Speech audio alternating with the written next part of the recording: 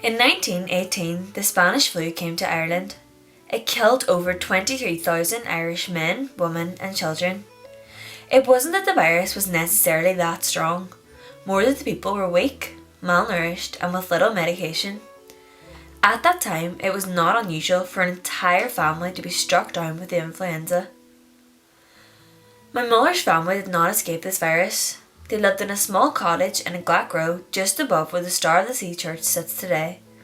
It claimed the lives of both my grandparents, Henry and Catherine Higgerty, but their 5 children, Susan, Anne, May, Nellie and Neil, just about survived. Their grandmother Ellen came to look after them as she lived only a short distance away. However, Ellen did not keep well herself. She had heart problems and prayed that God would spare her to take care of the children at least until they could take care of themselves. She was not granted her wish and she died shortly afterwards. This left my mother Susan, the eldest, who was 12 years old, her sister Anne, 11, May, 10, Nellie and Neil, who was only 4, with no parents or close family to care for them. Around this time, it was very difficult to find homes for young children. My mother went to live with the Mullins family, my grandfather's cousins. May lived with the family of Peter and Susie Hurrell in Hillside, who rented the farm next to Glac Row. Susie was a very cross lady and May was desperately unhappy. Nellie and Anne were more fortunate and lived happily for 2 years with the McLaughlin family in Derry, who showed them kindness and sympathised with the situation they found themselves in. Nellie went on to marry the couple's son William. Neil's childhood was spent in care of 2 elderly brothers named Dorothy. The well-meaning brothers had no experience or knowledge in the rearing of a child, and the girls stood and watched, heartbroken, as their brother was taken away. At times, they would meet Neil after Sunday Mass in a dishevelled state. They made an effort to clean him up the best they could and try to get him clean clothes when possible. Neil would eventually find himself hired into Rosie O'Donnell's family before he and Anne moved to Scotland separately. Neil joined the British Navy and fought in the Second World War, after which he worked in construction for McAlpine building sea walls in the extreme northeast of Scotland. He became their general foreman and family friend, attending functions as their guest. He continued in their service until he retired and later died in 1995. When Anne went to Scotland, she stayed with her aunt, Catherine Higgerty, her father's youngest sister. She worked in a shop and she spent her time trying to trace her brother Neil. Father Lagan, a relative of the former auxiliary bishop of Derry, Francis Lagan, was responsible for organising for the family to go to Boston when they were 15. However, plans changed and only my mother Susan and her sister May travelled. They both got jobs in the Boston Memorial Hospital as ward maids, but before they could send any money home to help their family, they had to repay the money sent to Ireland for their initial passage to America. With no real formal education, they enrolled at night school to gain skills and qualifications to secure better jobs. After some time in Boston, my mother got a job as a telephonist and May a nursing post. In the meantime, Auntie Nellie was working in a cafe in Fort Street, Derry. The owners knew when Nellie was working as she always played the Skater's Waltz on the gramophone. Nellie fell in love with Willie, got married and bought a house in Main Street, Buncrana. There are many houses in Ireland, but none quite like Auntie Nellie's house, as it would turn out to be a home from home for all my family. She was a mother to me, my brothers, sisters and children, and she was a light when the road got dark. In Kelheim in 1886, Margaret Higgerty was born. She lived there with her 2 brothers, John and Charlie. Charlie could turn his hand to anything and John was great around the farm. When Margaret grew up, she married a man called John Doherty from Maharaban, where she moved to live. They had only one child, Jimmy, my father.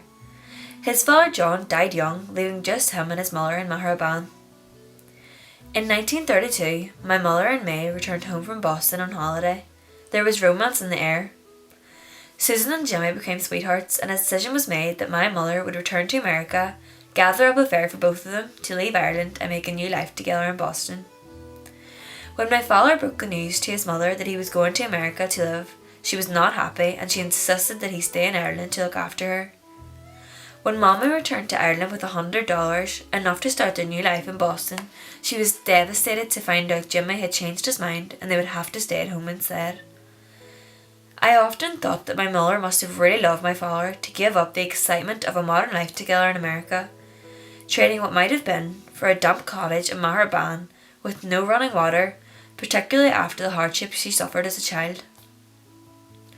On the 9th of January 1936, my father set off on his bicycle to the neighbour's shop to telephone Nurse McCrudden in Buncrana. Mamma had just gone into labour with me.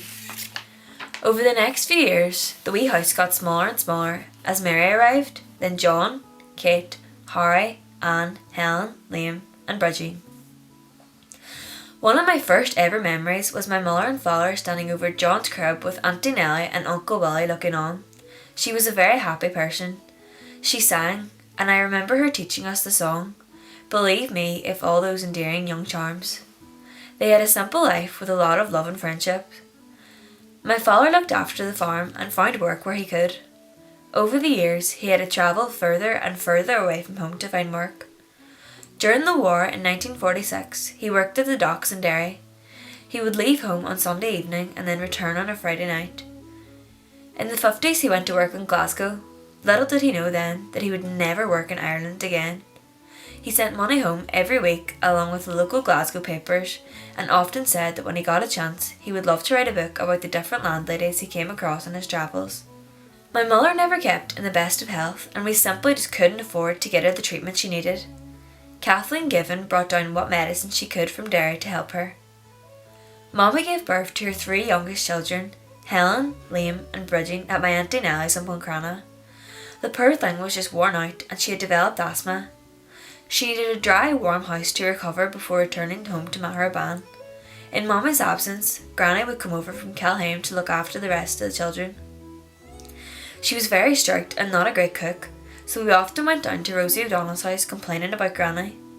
Rosie lived just down the street and she was Mommy's only real friend. Rosie always carried a smile and a kind word.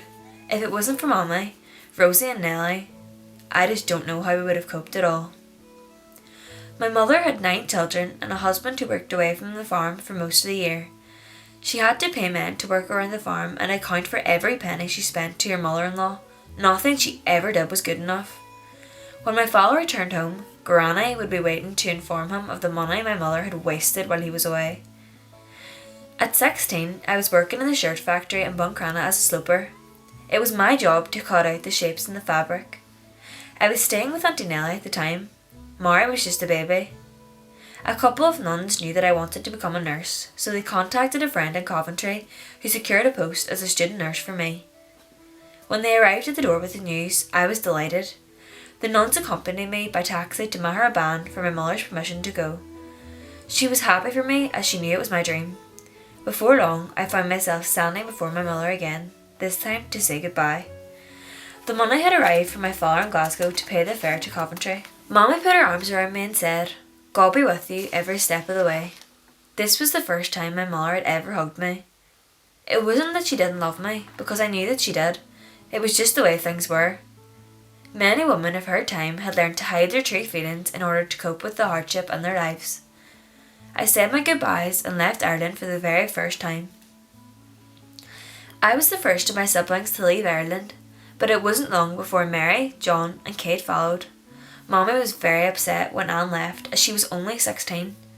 She had wanted Anne to stay with her for a little while longer, but Daddy insisted that Anne should start earning her living. A couple of years later, sufficient money was raised to send my mother to Scotland to get medical help. She wanted to have the stations in the house before she left, so I gave up my job and went home to help. The day before the stations, Helen and I went to the hill, 7 miles away, to foot turf and lost track of all time. It was after 11 before I arrived home to find Mommy pacing the kitchen, holy water in hand, panicking as to what happened to us. Shortly after the stations, Mommy travelled by boat to Daddy in Scotland. The doctor sent her for tests at the local hospital.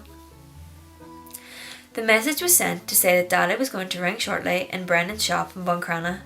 The phone rang. It was him. He said, "I'm sorry to inform you, but your mother has passed away. She had an allergic reaction to the dye that was injected into her. The doctors had tried to resuscitate her, but it was no use."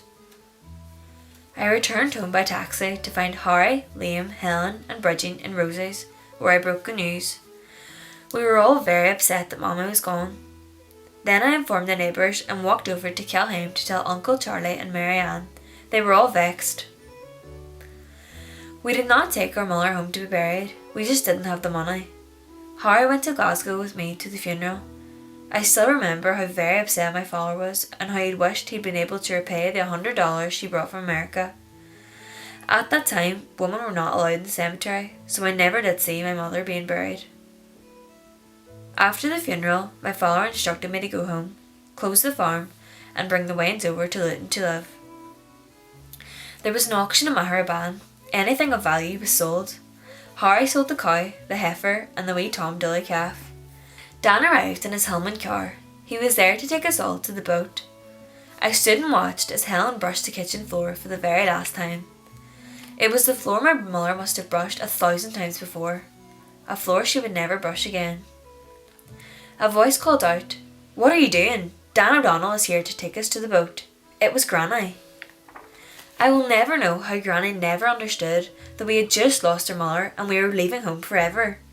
Did it really matter how long Helen needed to spend brushing the floor? I took the wains and Granny to Luton. I then went back to work in Coventry. Dan joined me for a while, but he didn't like it. It was too flat for him. So I found myself back on that boat again, going back to Ireland to raise my family in Derry.